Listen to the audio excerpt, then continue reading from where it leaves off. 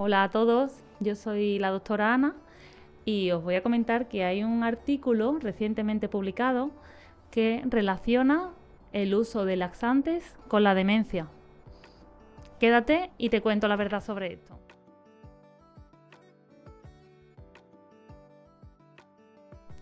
Según la revista Neurology de la Academia Americana de Neurología, se ha publicado un artículo en el que refiere que las personas que toman laxantes tienen un 50% más de probabilidad de desarrollar la enfermedad de la demencia frente a los que no toman laxantes. Pero es que este porcentaje subía de forma considerable en los que toman laxantes osmóticos. Entonces, y me diréis, ¿qué son laxantes osmóticos? Os voy a dar unas cuantas pinceladas de estos tipos de laxantes para que entendáis un poquito mejor lo que os quiero transmitir. Como imagino que sabréis, los laxantes son medidas farmacológicas para combatir el estreñimiento. El estreñimiento por sí es una dificultad para ir al baño, es dificultad para defecar o una disminución en el número de deposiciones a la semana, o bien la sensación de cuando defeca no se queda vacía la ampolla rectal por completo. Entonces, esto provoca una disminución de la calidad de vida del paciente. Por eso es importante el atajarlo de forma contundente. Las recomendaciones para el estreñimiento, como hemos dicho antes, son los laxantes, que ahora hablaremos de ellos, pero es que lo más importante son medidas no farmacológicas.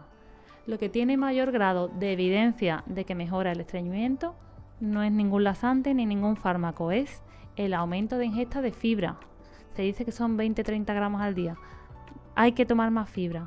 ¿Dónde está la fibra? En las frutas, en la verdura, en las legumbres. Hay que aumentar la fibra soluble.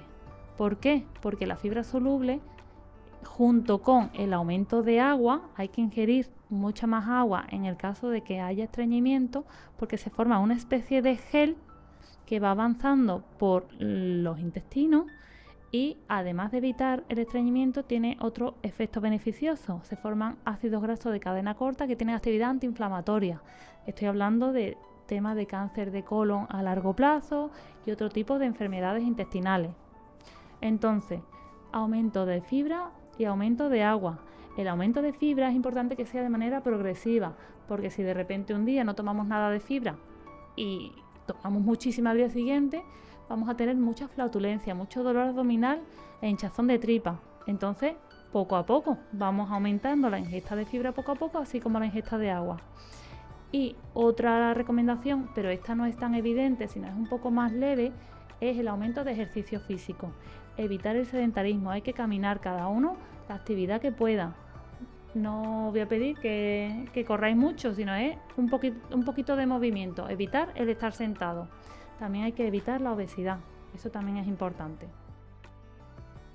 Y ahora sí, os voy a hablar de los laxantes, que de eso empezó el vídeo, para que conozcáis básicamente lo que debéis de conocer, que son tres tipos. El primero, los formadores de masa, como el plántago o la metilcelulosa. ¿Qué significa formadores de masa? Pues que aumenta el bolo de las heces. ¿Cómo que aumenta? Pues que las heces van por la tripa. Estos fármacos hacen que aumente el volumen y por lo tanto sea más fácil que las heces no vayan deshidratándose y vayan avanzando hacia la evacuación a través del ano. El segundo tipo de laxante, que son los laxantes osmóticos, lo que provocan, como su nombre indica, es un gradiente osmótico, que lo que hace es que emigre agua a la interior del tubo digestivo, aumente el volumen de las heces y promueva los movimientos peristálticos que hacen avanzar las heces. Esto en los pacientes cardíacos, en los pacientes renales, hay que tener precaución porque pueden provocar alteraciones electrolíticas. Los más frecuentes, los más conocidos son el polietilenglicol y la lactulosa. La lactulosa es casi que una de las más utilizadas en el mercado para los abuelillos y para los estreñimientos así ocasionales.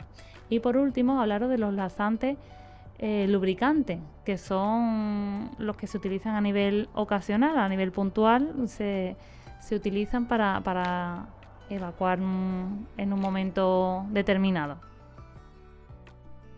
Y entonces, volviendo al estudio, el estudio que decía que los que consumían laxantes no prescritos por el médico y laxantes osmóticos, que ya sabéis cuáles son, tenían un 50% o más de probabilidades de padecer demencia. En este estudio incluyeron a miles de participantes y lo que descubrieron fue, los participantes pues tenían alrededor de unos 50 años, que al cabo de 10 años los que consumían laxantes de forma habitual me refiero varios días a la semana, al cabo de 10 años desarrollaban demencia un 1,3%, frente a los que no consumían dichos laxantes desarrollaron demencia un 0,4%. Entonces, estos investigadores no es que hagan una asociación causal de toma de laxante con demencia, sino que hablan de que hay una cierta asociación. ¿A qué se debería esta asociación? Pues parece que podría ir porque los laxantes al eliminar todas las heces, también eliminaría parte del microbioma intestinal. ¿Qué es el microbioma? Son la flora bacteriana que coloniza de forma natural, porque eso lo tenemos todos en nuestro colon, muchas bacterias, que hay miles de tipos de bacterias que viven normalmente en nuestro colon o en nuestro intestino delgado. Por lo tanto, esa pérdida de esa flora normal que debemos tener, pues se cree que podría alterar bien unas señalizaciones nerviosas o bien que el propio intestino segregaría a la luz dentro del tubo una especie de toxinas que serían tóxicas que a largo plazo podrían estar relacionadas con la demencia. Pero como decimos, estos investigadores refieren que hay que seguir estudiando para poder verificar estos datos y un poco hacernos reflexionar en mi parte a los médicos y a los sanitarios en la concienciación de la población de que no tomen laxante un poco por su cuenta, sino que haya una prescripción por un facultativo. Por lo tanto, incidir en las medidas no farmacológicas que, como ya os he comentado, tienen la evidencia más fuerte en cuanto a la ingesta de fibra, la ingesta de agua y los ejercicios físicos y demás, como os he comentado previamente. Esto es todo lo que yo os quería comentar.